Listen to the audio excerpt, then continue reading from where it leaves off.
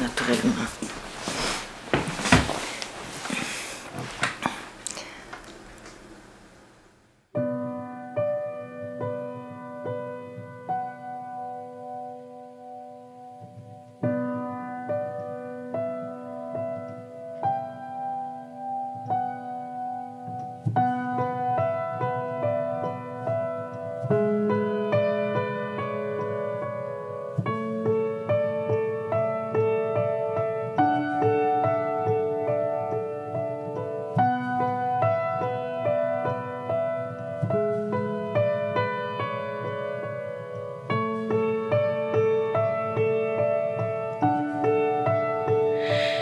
Une pluie de silence, la ville en suspens, une envie de ta présence,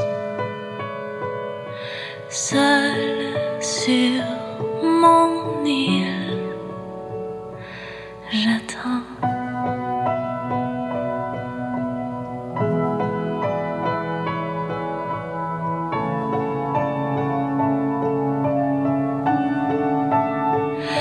Le ciel froid de décembre couvre mon présent et ma voix qui en tremble,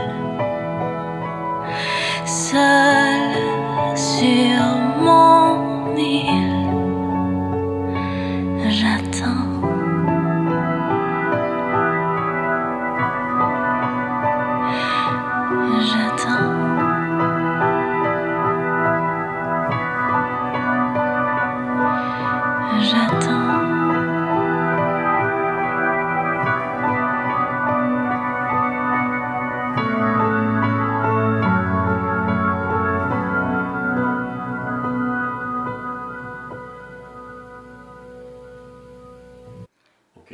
Je voudrais vous raconter pourquoi je suis au Québec.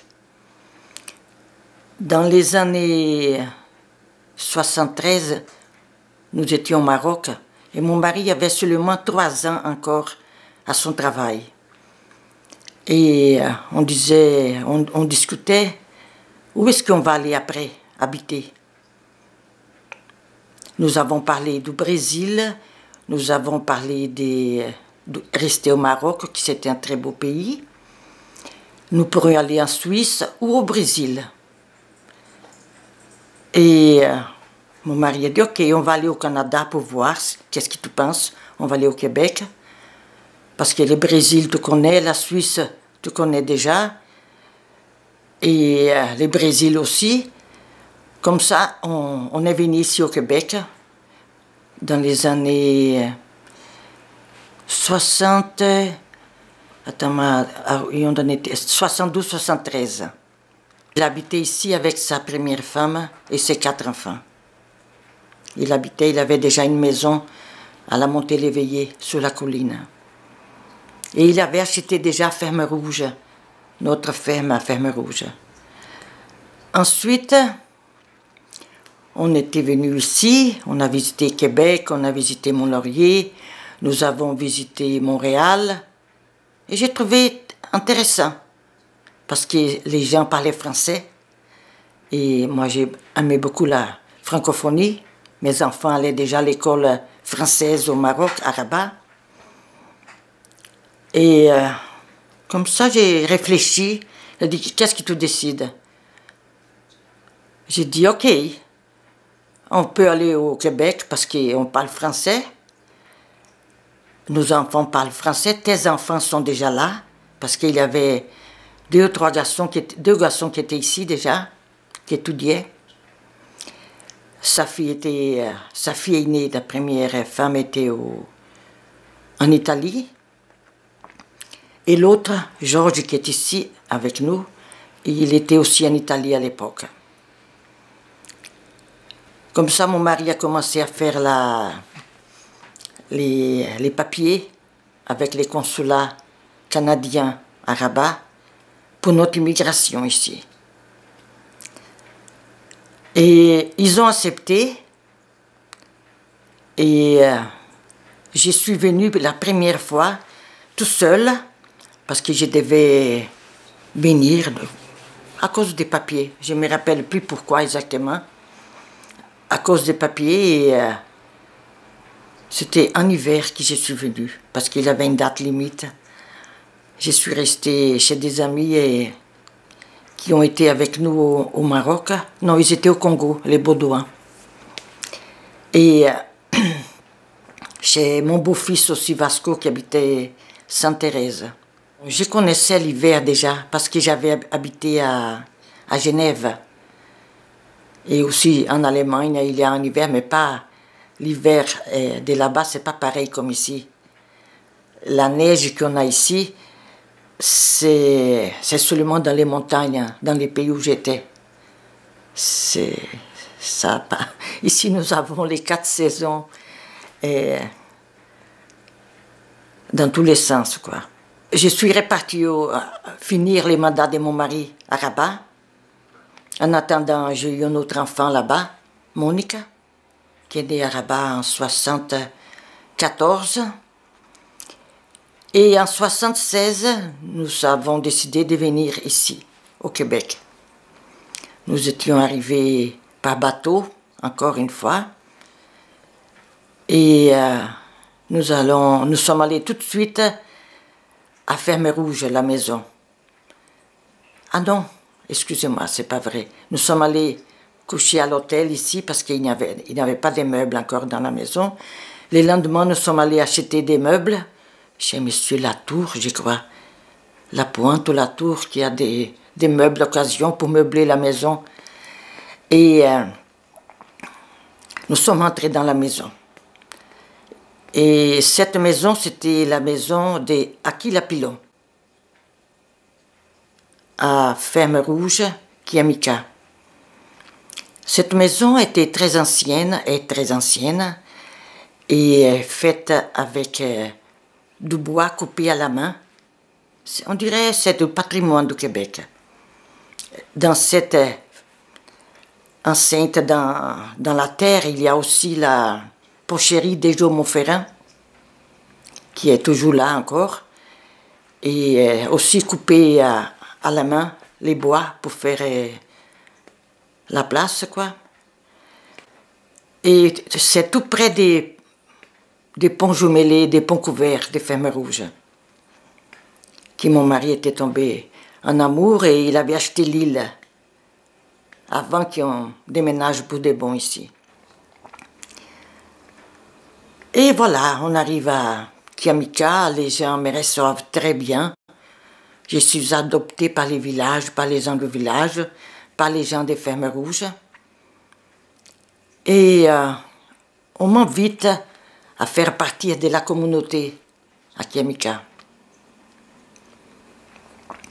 J'étais invitée pour rentrer à l'AFEAS, l'Association féminine d'éducation et action sociale. Ils m'ont mis très à l'aise. Qu'est-ce qui a différencié? C'est que dans les temps, je vivais un peu dans le monde diplomatique en Afrique à cause du travail de mon mari. Et c'est très différent. Ici, c'est rural, plus c'est la campagne.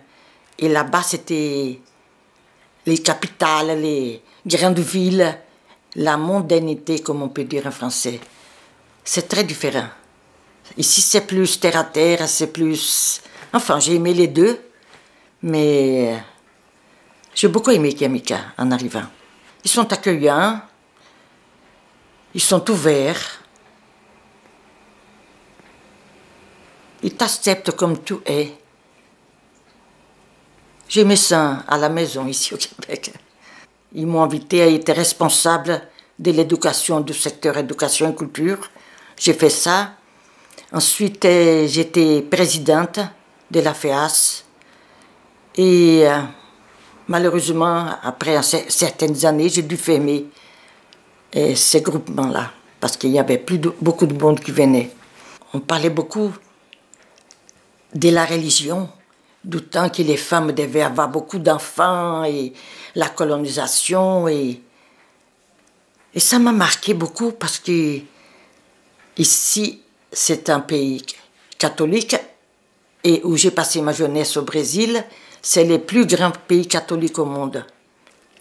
Il y avait beaucoup de gens qui ont été très agréables avec moi, m'ont bien reçu. Bon, là, j'ai été à la FEAS, comme je disais. Ensuite, mes enfants allaient à l'école au village, à Kiamika, et j'ai été engagée au comité des parents. J'étais même représentante du comité des parents. Je me suis engagée aussi à la bibliothèque. J'aimais beaucoup lire. J'étais responsable de la bibliothèque et c'était agréable parce qu'on allait à Santa Agathe chercher les livres, choisir les livres. Naturellement, on était ici à Otto, moi, Ionda, Arusha, Monica. Et ensuite, j'ai eu une autre fille ici en 1978, Anouk, qui est née au Québec. Otto, quand il a pris sa retraite, il voulait être gentleman femme. Il voulait être vivre de la terre. On s'en prenait pitié de ma misère. Soulage-moi, je suis un pauvre enfant. J'ai faim, j'ai soif lorsqu'on n'a plus de mère. Oh, que la vie est un fardeau pesant. Elle n'est plus cette mère ainsi bonne. Me voilà seul, errant sur le chemin. Je tends la main, rarement l'on me donne un peu de pain pour apaiser ma faim. Lorsque la nuit de sa longue robe grise éclipse au loin le doux azur des cieux, sous un feuillage agité par la brise, vers le passé je rejette les yeux. Et ainsi, il a commencé à faire un grand jardin et il a commencé aussi à vouloir refaire la maison parce que la maison était un peu vieille. Mais il a vu qu'il n'était pas très doué pour la construction.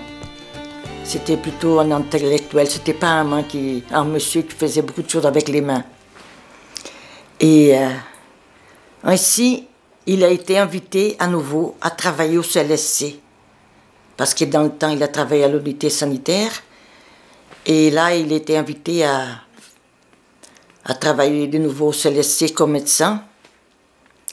Il était responsable du secteur de, je crois, santé publique. Et ensuite, il a été aussi le directeur général ad intérim jusqu'à sa retraite, à la vraie retraite à 65 ans. Ça lui a permis à refaire la maison, refaire la construction par d'autres gens que lui. On a engagé du monde des Fermes Rouges, des Kiamika, la famille Lefebvre. C'était des gens très agréables. Et voilà, on avait eu des animaux aussi. On a commencé à avoir une vache, Blanchette. Ensuite, on a une deuxième, une troisième. Et les troupeaux s'est agrandi même à 25 après 10 ans. Et à un moment donné, on a pensé qu'il faudrait peut-être acheter toutes les machineries parce que c'est les voisins qui ont engagé pour faire les foins et tout ça là, les travaux. Et nous autres, on n'était pas vraiment des fermiers, hein. Fermiers des fils. Les vaches allaient chez les voisins, même si on avait mis une clôture électrique.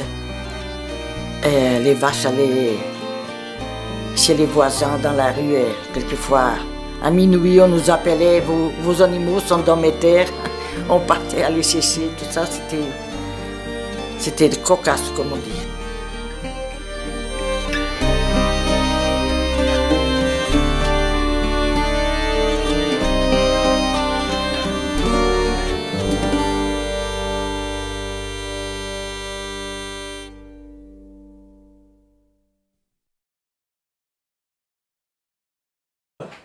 J'ai allé à la bibliothèque, je lisais. Naturellement, j'avais 4 enfants, un mari et les enfants de mon mari. Il y a quelques-uns qui sont venus habiter avec nous. Et je n'avais pas le temps pour aller à beaucoup de théâtres et tout ça. J'allais au cinéma. Théâtre, on avait à la polyvalente Saint-Joseph. J'allais de temps en temps. Mais j'étais aussi liée avec les gens du Patro. Les Patro, il y avait une vie culturelle riche là-dedans aussi. Et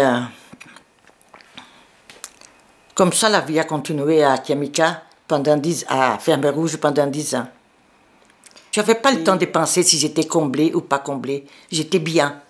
Je suis une personne qui vivait de jour au jour et je ne me suis pas jamais posé de questions. Les enfants ont trouvé ça, disons, la plus vieille a trouvé ça plus dur parce qu'elle avait déjà à peu près, elle est née en 67, on a immigré en 76. Ça veut dire qu'elle avait 9 ans. Elle a trouvé ça dur parce qu'elle était habituée à une autre vie. Et elle faisait du ballet à Rabat. Elle a dansé même pour les rois là-bas. Vous comprenez, elle était dans une équipe et on faisait une vie privilégiée, comme on dit. Là-bas, disons, dans les pays où on habitait, même on avait un chauffeur, un jardinier, on avait la nanny, on avait pour faire la cuisine. Et j'arrive à Ferme Rouge, je n'avais plus d'aide et je devais tout faire. Et je ne suis pas une très bonne femme de ménage, pour commencer. J'ai tout appris et ils m'ont aidé beaucoup, mes enfants. J'ai engagé une fois une femme pour venir m'aider. Je la connaissais. Mais chaque 5-10 minutes, elle était fatiguée, elle allait boire un café. Et là, j'ai dit, non, si c'est comme ça, je vais faire moi-même. Et je ne connaissais pas encore comment est-ce qu'on s'organise mieux ici. On m'a invité d'être échevin dans les conseils municipaux à Kiamika pendant un an, parce qu'ils avaient besoin de quelqu'un qui représente la culture et les sports. Mais comme j'étais déjà engagée à la bibliothèque comme responsable, ça faisait l'affaire parce que je connaissais déjà la bibliothèque. Et pour les sports, à l'époque, beaucoup d'argent allait dans les sports. Hein. Pour la culture, ça allait moins à l'époque, je trouve. Et c'est normal. Les gens ont besoin de faire du sport aussi. Ça, c'était ma participation à Kiamika. Découragement, naturellement, parce que nous autres, on avait refait la maison. Et je crois que la manière d'organiser la maison, construire, c'était pas la manière des gens du pays. C'était mon mari qui s'occupait de tout, là, de ces affaires-là. Et c'était plutôt une manière un peu peut-être européenne ou des gens qui ne sont pas du pays, disons. Et on avait des problèmes aussi de chauffage parce qu'il y avait une cheminée à la maison qui était des briques. Et là, on a changé la cheminée par une cheminée de métal. Et c'est cette cheminée-là qui a causé l'incendie de notre maison après 10 ans qu'on était là. Parce qu'elle avait un défaut de construction. Toutes des choses qu'on apprend avec le temps. Et moi, en tant que mère de 4 jeunes enfants, j'avais pas le temps de penser à tout ça, là. J'avais le temps de m'occuper des enfants, de la maison, comme je pouvais, quoi. on utilise beaucoup les noms heureuses en général. Moi, on a des moments heureux, on a d'autres moins. Et avec les restants, on s'est fait. Parce que la vie est avec des hauts et des bas, je crois. Hein.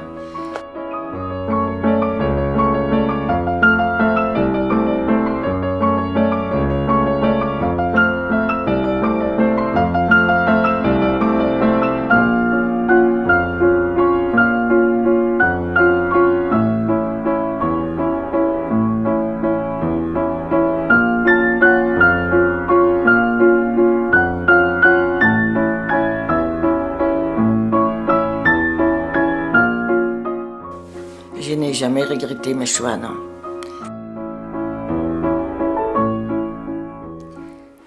Disons que j'ai été à chercher les enfants à l'école. Parce que aussi j'ai travaillé à la bibliothèque à ce moment-là. Et c'était au même moment que les enfants étaient à l'école. Et j'arrivais à la maison. Et mon mari avait fait un feu avant de partir amener mon autre fille ici au cégep, à Mont-Laurier. J'arrive à la maison, je vois qu'il y a de la fumée. Mais ce n'est pas la première fois, j'avais toujours peur du feu. Hein. Et là, j'ai dit, bon, qu'est-ce qui se passe? J'ai dit aux enfants, prenez vos affaires, je vais téléphoner aux pompiers. Je crois qu'il y a un feu quelque part. Et les enfants, je crois qu'on a même ouvert les fenêtres, chose qu'on ne doit pas faire, hein. Mais on ne savait pas. Et on a ramassé des choses, on a pris la table, mis dehors, on a mis la télévision dehors, au mois de janvier ça. On a pris, et j'ai appelé les pompiers, en attendant on sortait des choses dehors. J'ai appelé aussi la fille de mon mari qui habitait ici à Mont-Laurier, pour lui dire qu'elle avise à son père que la maison était en feu, qu'il vienne à la maison. Parce qu'il visitait sa fille après amener Arouche à l'école, au cégep. Et comme ça, les pompiers sont venus. Ils ont dû appeler les pompiers de Mont-Laurier aussi, parce que c'était en feu. On ne voyait pas les flammes vraiment. Je ne me rappelle pas d'avoir vu de flammes. C'était un feu condensé dans la cheminée, dans les murs. Et voilà, c'était fini. On est allé coucher dans la maison de sa fille qui habitait ici à Mont-Laurier. On a été là-bas pendant, je ne sais pas, une semaine ou deux, en attendant l'assurance, qui a considéré que c'était une perte totale. Et les amis ont été tellement gentils. On a loué un appartement et ici au centre-ville, un grand appartement parce qu'on avait 4 enfants. Hein.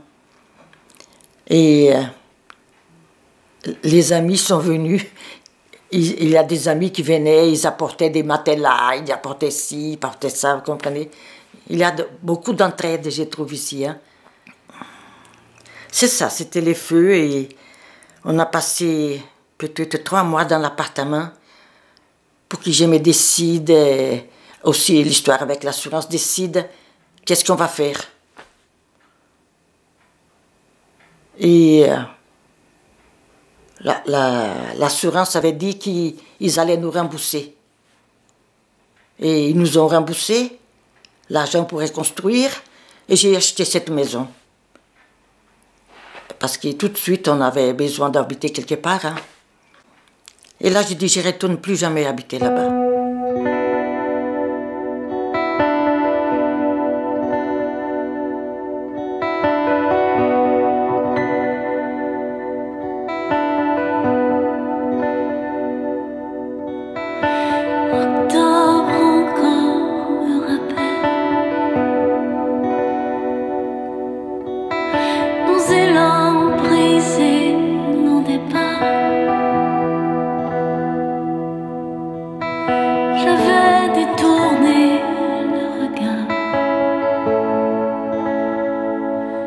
Tu avais replié tes ailes.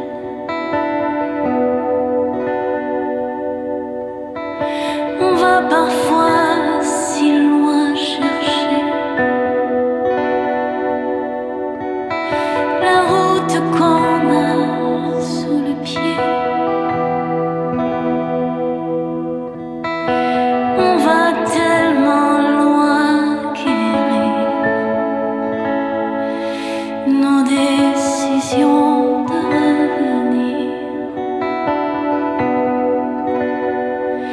Le temps craqué, le temps bohème, le temps qui meurtrit ce qu'il sème, le temps fêlé, temps de naufrage, le temps qui ramène au rivage, temps qui renoue les trajectoires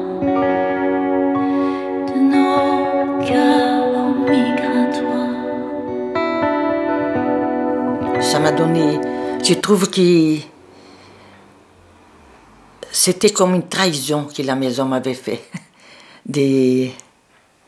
Beaucoup des années, je n'étais pas bien quand j'allais dans la maison. Parce que je me sentis trahi. Mais aujourd'hui, la maison est très belle, elle a été reconstruite. Et ma fille habite là-bas. Et vraiment une belle maison, elle s'occupe très bien. Je n'allais pas très souvent parce que j'avais mal, j'étais en deuil et je devais m'installer ici à Mont-Laurier aussi. C'est mon mari plutôt qui, quand est arrivé les printemps, il est allé là-bas voir qu'est-ce qui restait dans les...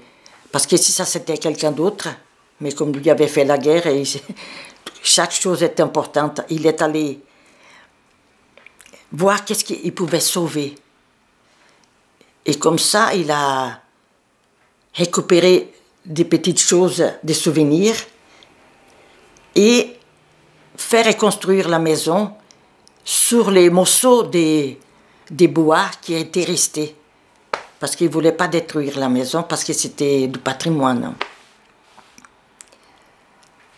Et la participation de Otto à Ferme Rouge était très importante, je trouve, parce que lui adorait les patrimoines religieux du Québec et les patrimoines en général. Et il voyait que les ponts couverts étaient démolis pour faire place aux camions de bois. Et lui pensait, qu'est-ce qu'on va faire avec les ponts couverts, les deux ponts jumelés?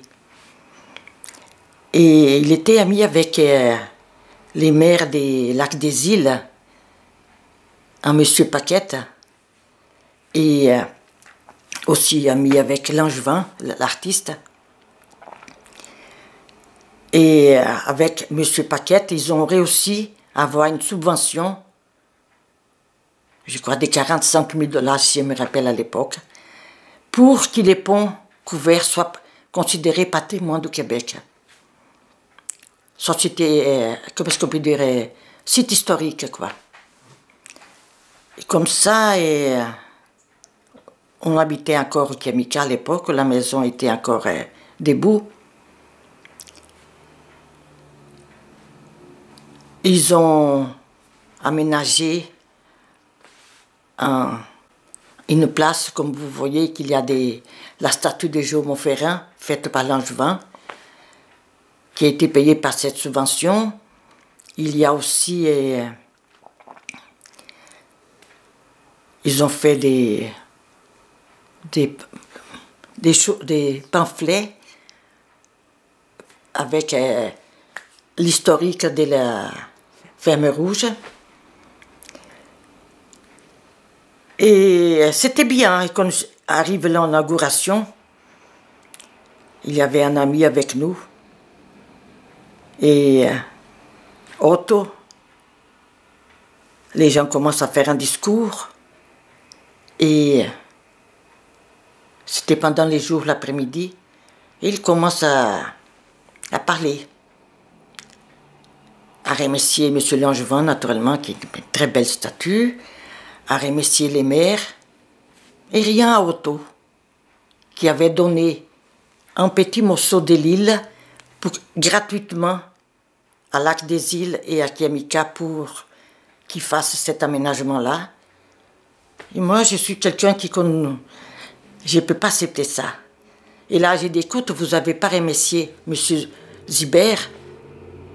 C'était son idée avec M.